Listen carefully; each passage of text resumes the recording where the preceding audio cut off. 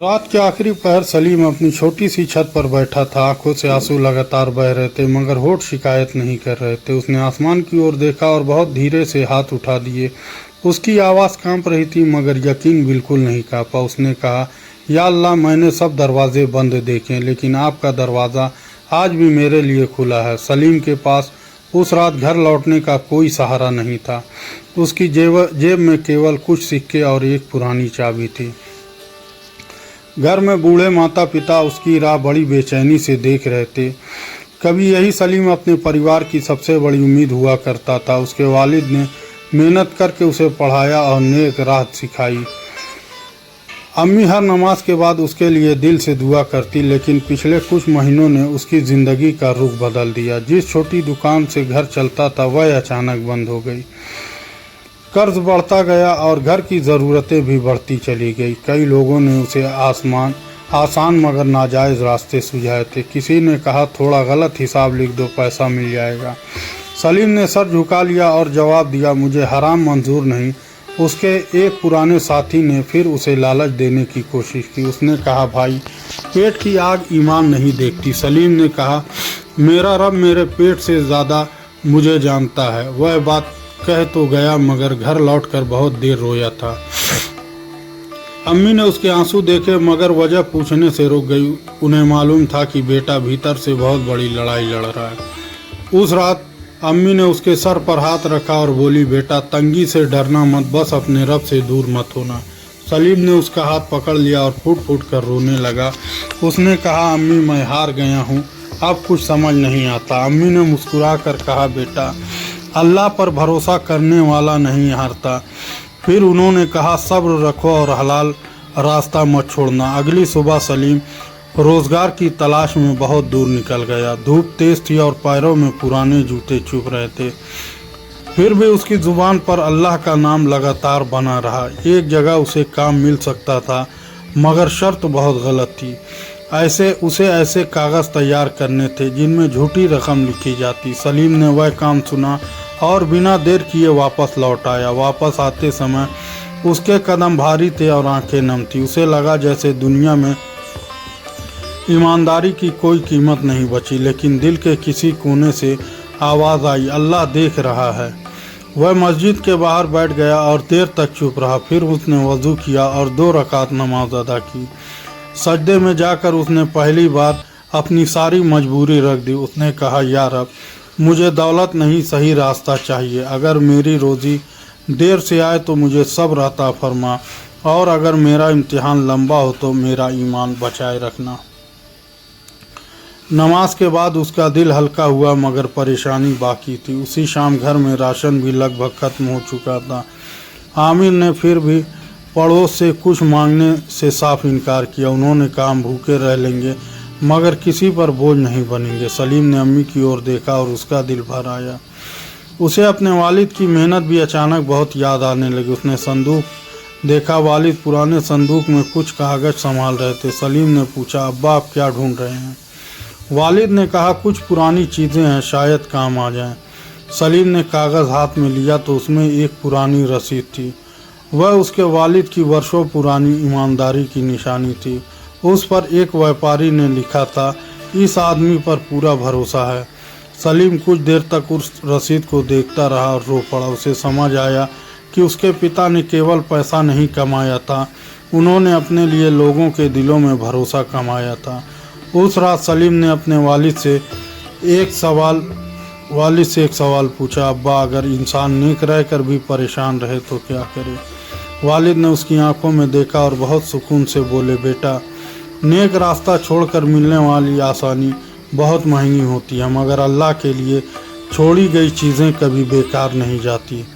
तुम बस अपने रब को मत छोड़ना, बाकी सब संभल जाएगा। ये शब्द सलीम के दिल में ऐसे उतर गए जैसे सूखी ज़मीन में बारिश।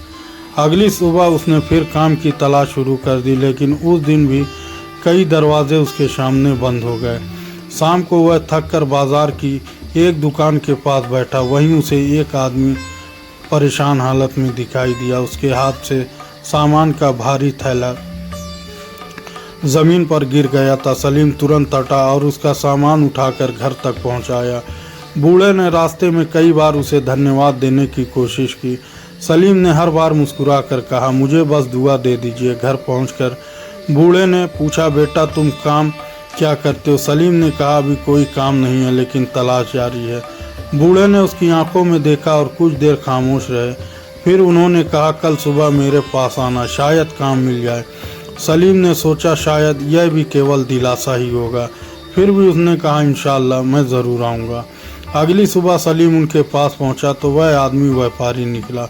उन्होंने कहा, मुझे दुकान के लिए एक भरोसेमंद आदमी चाहिए। सलीम ने पूछा, काम में क्या करना होगा? व्यापारी ने कहा, हिसाब रखना, सामान देखना और ग्राहकों से ईमानदारी करना। सलीम ने सर झुकाकर कहा, मैं पूरी कोशिश करूंगा। व्यापारी मुस्कुराए और बोले, मुझे कोशिश नहीं सच्चाई चाहिए। सलीम ने जवाब दिया, सच्चाई मेरे पास बची हुई आखिरी पूंजी है। व्यापारी उसकी बात सुनकर कुछ पल बिल्कुल चुप रहे। फिर उन्होंने कहा, शायद इसी पूंजी की मुझे सबसे ज़्यादा ज़रूरत थी। सलीम को काम मिल गया, मगर उसकी असली परीक्षा भी बाकी थी। कुछ दिन बाद दुकान में एक बड़ी रकम का हिसाब आया। एक दूसरे कर्मचारी ने उससे रकम कम लिखने को कहा। उसने फुसफुसा कर कहा, थोड़ा हिस्सा अपना रख लेना, अगर किसी को पता नहीं चलेगा। सलीम ने उसकी तरफ देखा और शांत आवाज़ में जवाब दिया, लोगों से छिप सकता है लेकिन अल्लाह से नहीं छिप सकता। वह कर्मचारी नाराज़ होकर चला गया और सलीम के खिलाफ बातें करने लगा।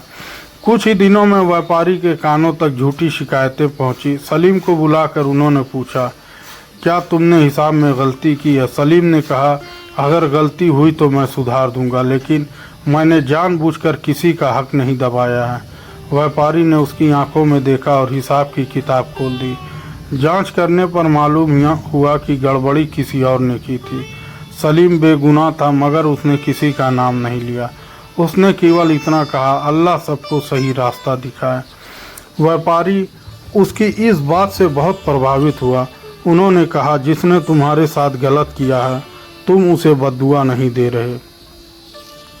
सलीम ने कहा, मैं अपने लिए रहमत चाहता हूँ, उसके लिए भी चाहता हूँ।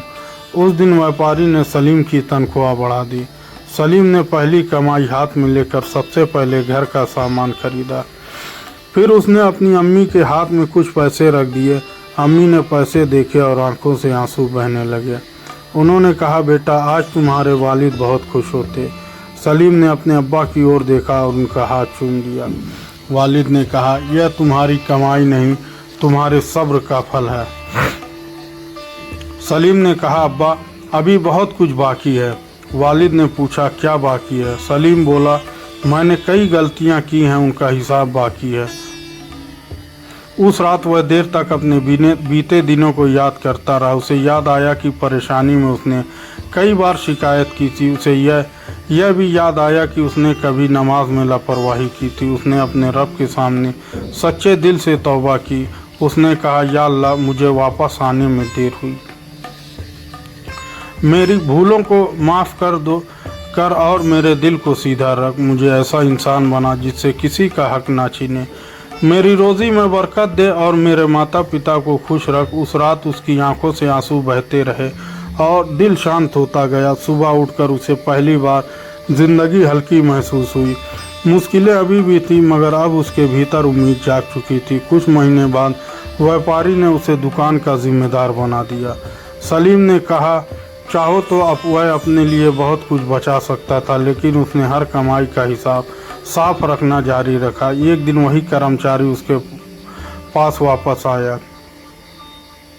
उसकी आवाज़ में शर्मिंदगी थी और आंखों में पछतावा। उसने कहा, भाई मैंने तुम्हारे साथ बहुत गलत किया। सलीम ने उसे उठाया और पानी पिलाकर उसकी बात सुनी। उस आदमी ने कहा, मेरी वजह से तुम्हें बहुत परेशानी हुई।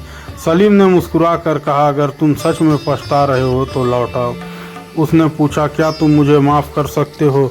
सलीम ने कहा, मैंने तुम्हें उसी दिन माफ़ कर दिया था, क्योंकि मैं खुद भी अल्लाह की माफ़ी का ज़रूरतमंद हूँ। वह आदमी रो पड़ा और उसने सलीम से हाथ मिलाया। उस दिन दोनों ने मिलकर ईमानदारी से काम करने का फैसला किया। सलीम ने महसूस किया कि इंसानियत भी रोज़ी की तरह बांटने से बढ़ती है।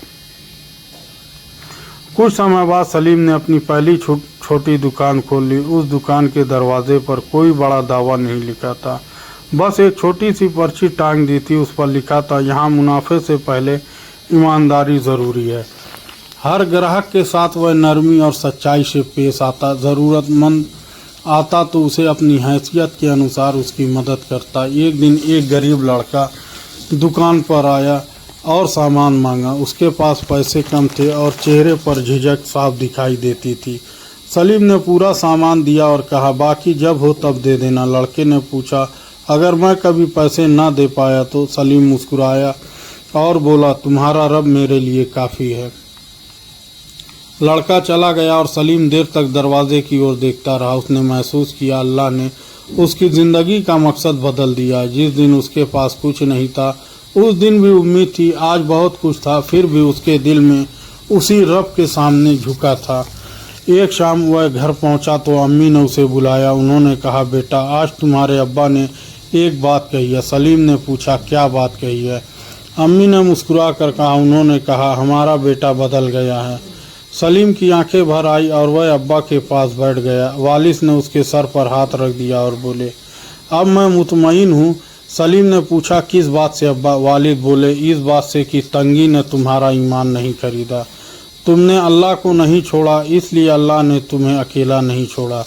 सलीम ने सर झुका लिया और आंसू उसकी गोद में गिरने लगे। उसे समझ आया कि असली इनाम दुकान या पैसा नहीं था, असली इनाम था उसका रब उसे फिर अपने करीब ले आया। उस रात वह उसी छत पर बैठा जहाँ कभी टूट कर रोया था। आसमान वही था, चांद वही था और हवाएं भी वैसी ही थी, मगर सलीम का दिल अब पहले जैसा बिल्कुल नहीं था। उसने हाथ उठाकर कहा, या अल्लाह, मुझे कभी घमंड ना देना। जिस सब्र ने मुझे बचाया है उसे मेरे दिल से दूर ना करना, और जिस उम्मीद ने मुझे संभाला उसे कभी बुझने ना देना। फिर वह सजदे में चला गया और बहुत देर तक रोता रहा। इस बार उसकी आंखों में मजबूरी के आंसू नहीं थे, ये आंसू शुक्र के थे, तौबा के थे और अल्लाह की रहमत के थे। उसे आखिर समझ आया कि बंद दरवाजे हमेशा सजा नहीं होते, कभी कभी वे इंसान को गलत रास्ते से बचाने आते हैं और कभी देर से मिलने वाली रोजी सबसे बड़ी रहमत बन जाती है। सलीम ने ज़िंदगी से एक बात हमेशा के लिए सीख ली थी, जब दुनिया साथ छोड़ दे तब भी अल्लाह का दरवाज़ा खुला रहता है। बस बंदे की उम्मीद, सब्र और सच्चाई के साथ दस्तक देते रहना चाहिए। इस्लामी सीख, जिसने मुश्किल में भी अल्लाह को नहीं छोड़ा, अल्लाह उसकी राह में ऐसी रहमत भेजता है जिसकी उसे उम्मीद नहीं होती। इसलिए हलाल रास्ता थामे रखो, सब्र करो और दुआ करते रहो, क्योंकि सच्चे भरोसे वाले बंदे को अल्लाह कभी अकेला नहीं छोड़ता।